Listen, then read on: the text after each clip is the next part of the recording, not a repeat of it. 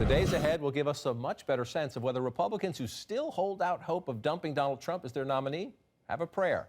The convention opens a week from tomorrow, but the depth of anti-Trump sentiment and organization will become clear as the rules and other committees meet this week to set the table for the big event. Now, we were promised a speaking program last week, but we're still waiting. Though we do know former bitter campaign rival Ted Cruz will be among the speakers and that Ivanka Trump will introduce her father when he accepts the Republican nomination. We also know, and this is big, Trump plans to roll out his vice presidential pick this week. He tells top aides Friday would be good, though some of them would prefer Wednesday or Thursday to allow for a little pre-convention battleground state travel. Indiana Governor Mike Pence is a favorite of several top Trump campaign officials, but former House Speaker Newt Gingrich wants the job very much, and I'm told he has spent considerable time working Trump's children. Where are we? Donald Trump's Veep will be? Lord knows, but I do think talking to the children is not a bad route to go for Newt. As we saw with the Corey Lewandowski blow up, they had a lot to do with that as the reporting goes.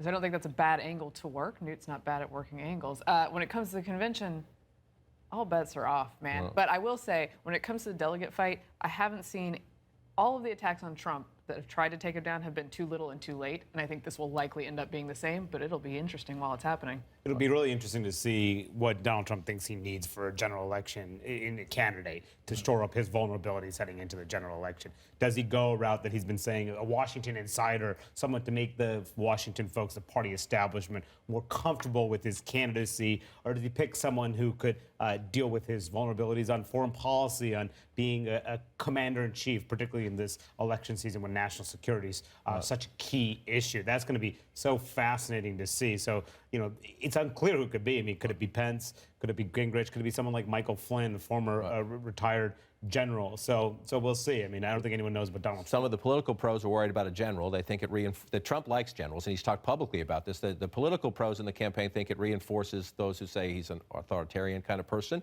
And by last time we checked, I don't know if he's changed it, but General Flynn was a Democrat. I assume because conservatives have so many questions about Donald Trump, that one, with all due respect to the general, might cause some issue among conservatives. What will it tell us about Trump? You make a key point. Trump has said he wants Washington experience, but one of the debates is, well, if your whole brand is being an outsider, your whole brand is, come into Washington and flip the table, tip all the carts. Do you want somebody? Well, what Trump has been saying is he wants an insider because he's going to do great deals and work the system, but he needs someone who knows how that system works. And that does point to someone like a Gingrich or a Pence who has spent some time in Washington, but less to perhaps a governor like Chris Christie, who is not someone who has experience working with Congress. And that has been what Trump has been saying is the selling point for that. But there are these reports about the general this week.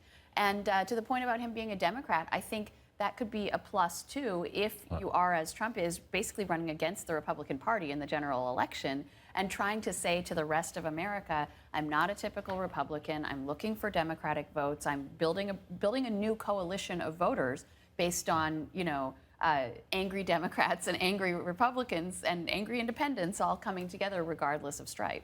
Well, what does it tell? We've seen these public tryouts, you might want to call them. Trump on the campaign trail with some of the people who might be on his short list or who we know are on his short list. Chris Christie was supposed to be with him in Miami. That event was canceled because of Dallas. He'll be with them this coming week. So we see those. We see if there's chemistry developing. But what does it tell us that, like Bob Corker, the senator from Tennessee, the chairman of the Foreign Relations Committee, travels with Trump, and then the next day publicly withdraws, says, I don't want to be considered anymore. Now, in most cases, that would be viewed as kind of embarrassing. If you submit yourself to the vetting, you're supposed to shut your mouth, wait till the decision's over, and say it was an honor to be considered.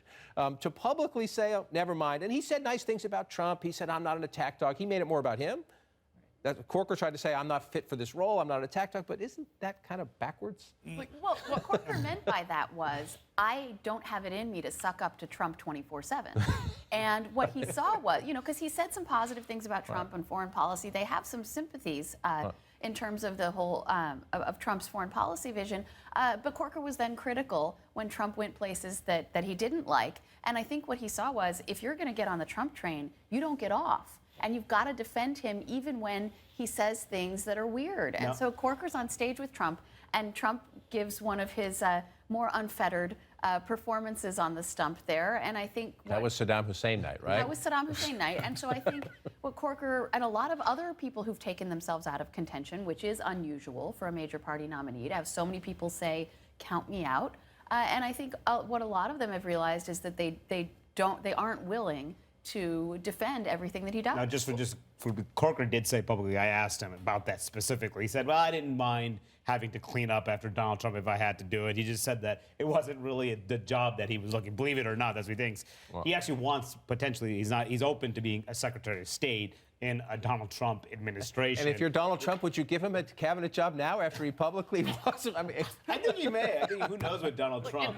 Every single Republican is having to make this calculation. Some of them are deciding, well, I'm not sure I even want to be in the same city while these speeches are going on in Cleveland. I'm not sure I want to be on the same stage speaking the same night. And then there's somebody who has to decide to stand next to him every single day and whether that they can handle that. And he is a grizzly bear. He will do what he does, and you're not going to be able to change it. So you got to respond accordingly and know you can. Which is part of the people who feel like they can. Which is part of the answer to your question about insider versus outsider. Can he get an insider who's available that he really wants and thinks he can help him? That's why I think that Joni Ernst taking herself out was actually kind of significant, too. She has a promising career ahead of her. She thinks it's much safer to speak at the Republican convention than being on the ticket.